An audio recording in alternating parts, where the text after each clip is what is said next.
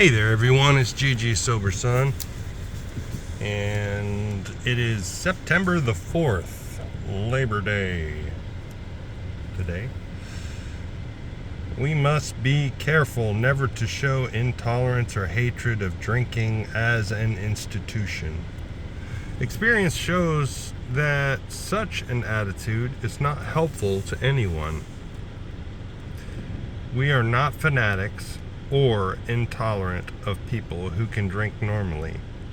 Prospects are relieved when they find we are not witch burners. Temperate drinking is okay, but we alcoholics can't get away with it. And no alcoholic likes to be told about alcohol by anyone who hates it.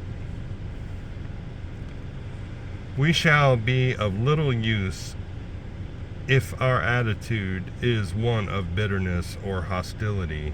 Do I have tolerance for those who can drink normally? Yes, I tolerate them. That's about it. I tolerate them. I don't know. No. I focus on the fact that some people don't have the allergy, and that there are, as it points out in the big book, heavy drinkers who, given a sufficient reason to quit, can stop, no problem. And, that's not me.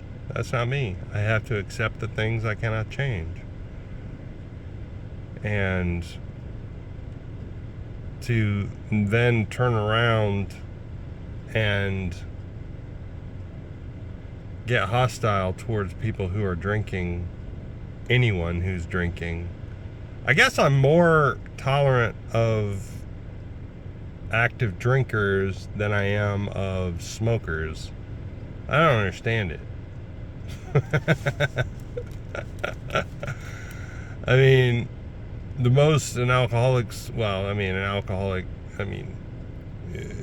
can drive drunk and crash into me. That would be sucky, to say the least.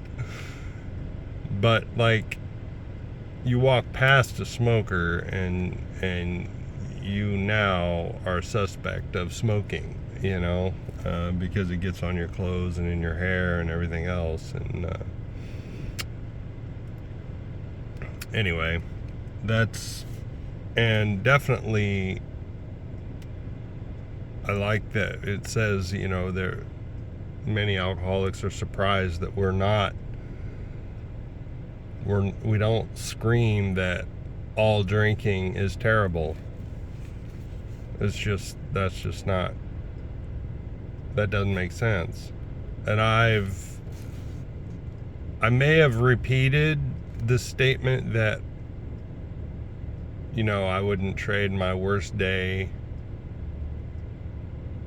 sober for my best day drinking. I had some pretty good days drinking. And obviously, alcohol gave me something, or I wouldn't have kept going back to the bottle. And, if nothing else, a sense of ease and comfort that it talks about in the doctor's opinion. So to now say that it's all bad would be hypocritical, really. So I just know that all the crap that I went through in order to qualify, quote unquote, for Alcoholics Anonymous was worth it, because I got a way of life that I wouldn't trade for anything.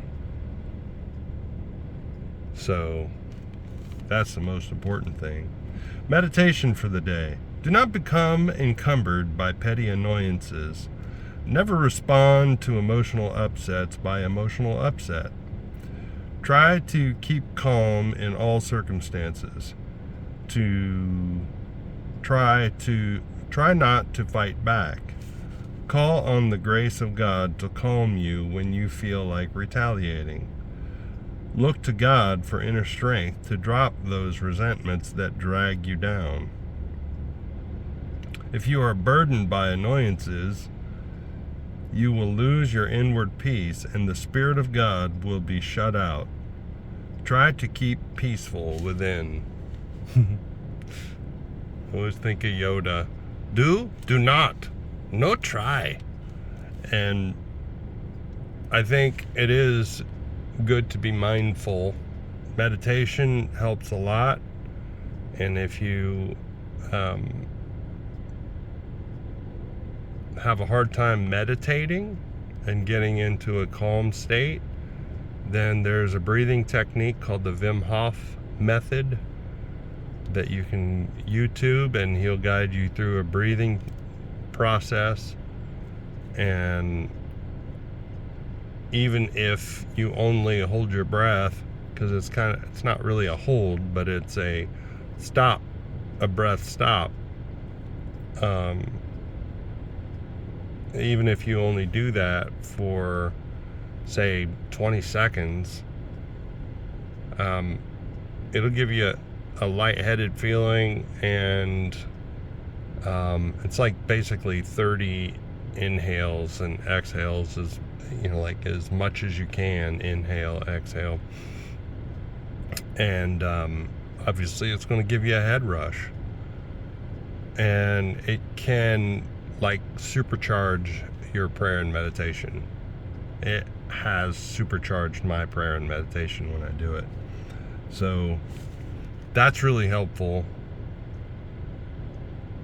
But to know that our thoughts are not who we are, that's the most important thing. And that's just a shift in thinking. To know that, oh, that's an interesting thought. Be the observer of thought. And meditation helps that. I can be the observer of my thoughts instead of being consumed by my thoughts. It's easier said than done, obviously, but I know the technique, I know the process, but most of the time I'm just exercising restraint of tongue and pen, as it talks about in the literature. But it does say that nothing pays off like restraint of tongue and pen. And I used to think that I hated political people because they were so, they generally exercised restraint. And I was like, why don't they just tell it like it is? And there's some appreciation for that, obviously, and especially in today's society. Just tell it like it is.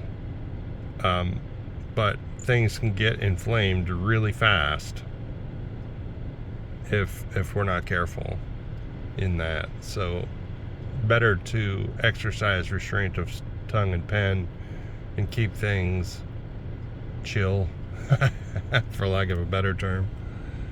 Prayer for the day. I pray that I may do the things that make for peace.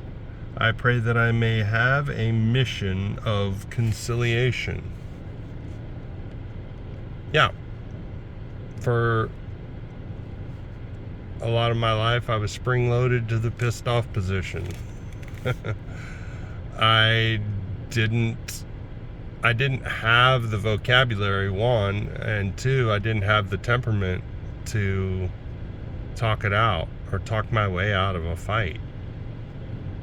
I just went into fight or flight mode immediately, and what happens is that conversational part of the brain actually shuts down. And that was what was going on in my life at the time. This is when I was growing up. And had I carried that into adult life, I would have been in big trouble, if not dead by now, being murdered or beaten to death. Obviously, that would be murder as well. But to bring everything back to stasis. I think, hey, everybody's chill, everybody's okay, nobody's stuffing their emotion, and everybody's getting along. That's the idea. That's the goal, right, in life. To prove that I'm right and win the argument, that's alcoholic thinking. That's dry drunk thinking. Has been my experience. So yes, I pray that I can have a mission of conciliation. I love it.